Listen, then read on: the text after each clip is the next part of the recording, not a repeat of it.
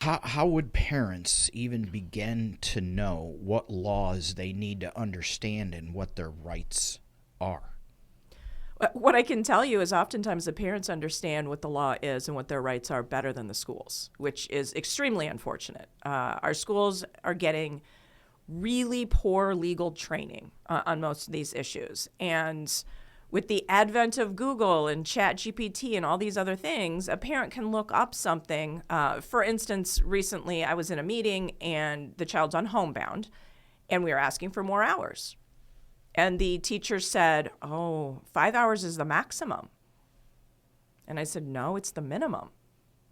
And she said, no, my 20 years, I've never given more than 5 hours. It's the maximum.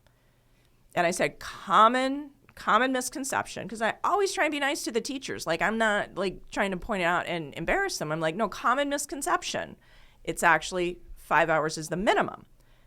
And then their supervisor unmutes and says, no, our training is it's the maximum.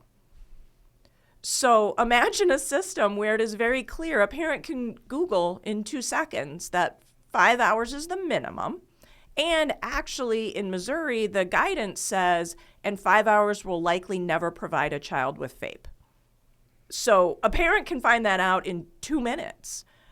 But the schools will argue with you in an IEP meeting saying, oh, my 20 years trumps your knowledge of the law. So parents are actually really good at figuring out what the law is. But what do you do with that? So the parent knows 5 hours is the minimum.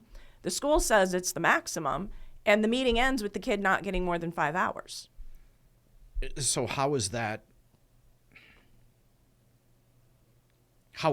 legal? Or is that where you would have to say, okay, I have to take him to a due process suit? So it's not legal, okay? It really is 5 hours is the minimum.